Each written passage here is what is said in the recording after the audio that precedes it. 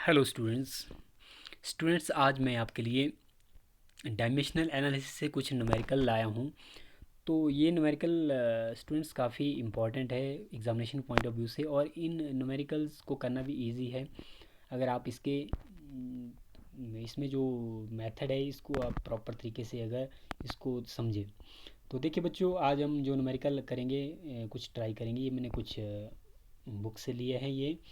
तो numerical first numerical है बच्चों। देखो, इसमें हमने एक यूनिट से दूसरी यूनिट में कन्वर्ट करना होता है। जैसे मान लो आपको यहाँ क्वेश्चन आया है, convert one dyne into newton by using dimensional analysis. देखिए बच्चों, इसमें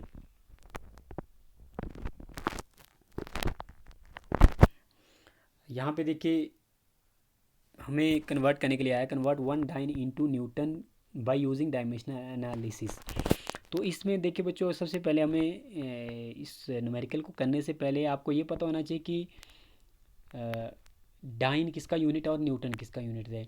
तो हमारे पास जो क्वांटिटी है इसमें देखिए बच्चों, ये कौन सी क्वांटिटी होती है? फोर्स। फोर्स का जो एसआई यूनिट क्या होता है? न्यूटन। और सीजीएस यूनिट क्या है? डाइन। तो हमें सीजीएस यूनिट को किस में कन्वर्ट करना है बच्चों? हमें करना है इसको एसआई यूनिट में। तो हमारे पास देखिए बच्चों, एक फार्मूला हमारे पास होता है। इसको आप इस तरीके से लिखते हैं कि रेशो आप लेते हैं। रेशो कैसे लेते हैं? रेशो लेंगे आप n2/n1 बराबर है, फिर उनके डायमेंशंस को आप लिखते हैं। जैसे यहाँ पे लिखा है, जैसे मान लो फोर्स। सबसे पहले जब आप इसको करते हैं तो जो क्वांटिटी है उसका जो आपको डायमेंशनल फार्मूला पता होना चाहिए। तो देखिए बच्चों, फोर्स का जो डायमेंशनल फार्मूला होता है वो किसके बराबर होता है? फोर्स का डायमेंशनल फार्मूला होता है m1L_T-2। ठीक है। तो हमारे पास n1 दिया है। देखिए बच्चों, n1 हमारे पास कितना दिया है? यहाँ पे देखिए बच्चों, n1 दिया हमारे पास 1। ठीक है। n2 हमने निकालना कि एक डाइन कितने न्यूटन के बराबर है। यहाँ पर न्यूटन के आगे कुछ नहीं लिखा है, न्यूटन से पहले कुछ नहीं लिखा है। तो इसका मतलब क्या हुआ कि आपको कितना डाइन कितने न्यूटन के बराबर है वो आपने इसमें देखना है कि कितने न्यूटन के बराबर होगा। तो देखिए बच्चों, n2 हमने निकालना है, तो उसके आगे हमने यहाँ पे देखो क्वेश्चन मार्क लगा दिया। तो हमारे पास क्या आएगा? हमारे पास ये आएगा n2/n1। n2/n1 देखिए, इस n1 को आप इसके बटे में भी लिख सकते हैं यहाँ पे। ठीक है।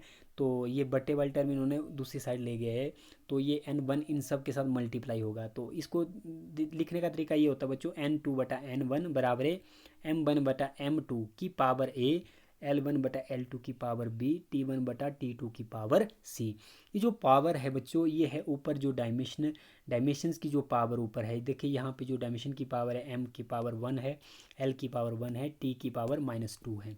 ठीक है। तो ये पावर हमने a b c लिखनी है। यानी कि m की पावर 1 है तो उसको a लिखना है, L की पावर 1 है तो उसको आपने b लिखना है, T की पावर -2 है उसको c लिखना है। ठीक है। अब देखिए बच्चों, n की पावर n1 हमारे पास 1 दिया है, वो लिख दिया है। अब देखो m1 यानी कि ऊपर आपने लिया है सीजीएस यूनिट को, नीचे लिया ऐसा यूनिट को।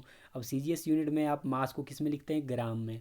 ग्राम बटा किलोग्राम, किलोग्राम ऐसा यूनिट है, तो ऐसा यूनिट को आपने बटे में लिखा है। तो इनकी पावर क्या है? 1, क्योंकि m के ऊपर क्या है? 1 है। अब दूसरा देखो L1। अब आप लेंथ को किस में मेज़र करते हैं? सेंटीमीटर में। ठीक है। और इन सीजीएस और एसआई में किस में करते हैं? मीटर में। तो एसआई यूनिट आपने नीचे नीचे डिनोमिनेटर में लिखनी है, एसआई जो सीजीएस यूनिट है वो आपने न्यूमरेटर में लिखनी है। ठीक है। न्यूमरेटर मतलब अंश, डिनोमिनेटर मतलब हर। ठीक है। इनकी पावर क्या है? 1 है।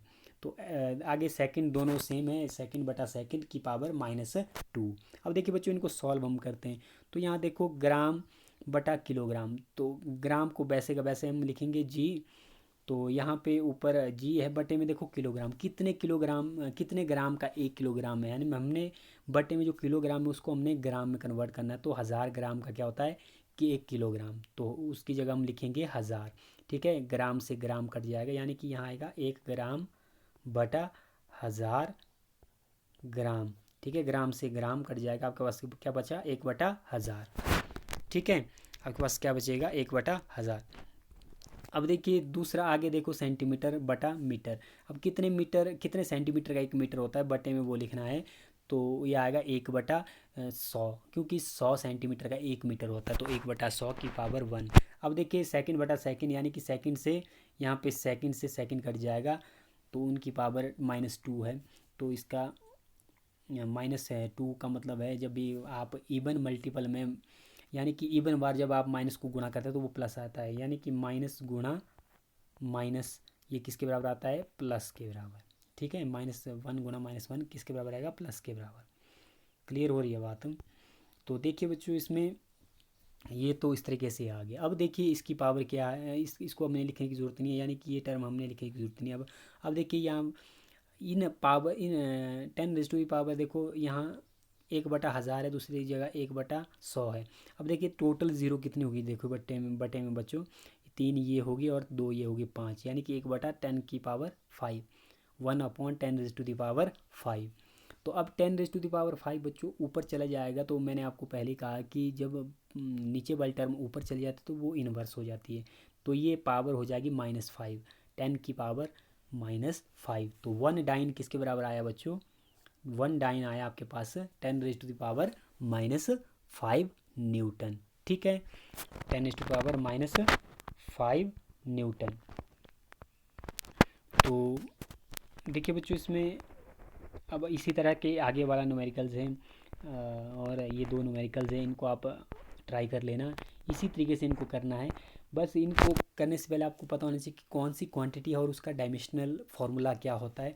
तो फिर उनको उसी तरीके से आपने लिखना है कि उसको किस में कैसे कन्वर्ट करना है, तो उस तरीके से आपने इसको निकालना है। यहाँ पे देखो 10 जूल को अर्ग में कन्वर्ट करना है। जूल और अर्ग जो है वो वर्क की यूनिट्स होती है SI और CGS में।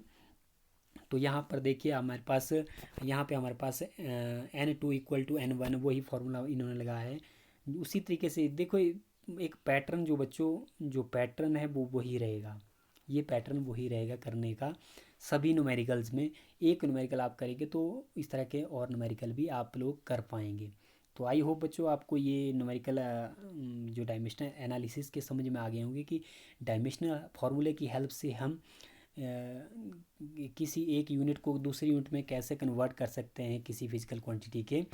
तो मिलते हैं बच्चों नेक्स्ट वीडियो में। So thanks for watching.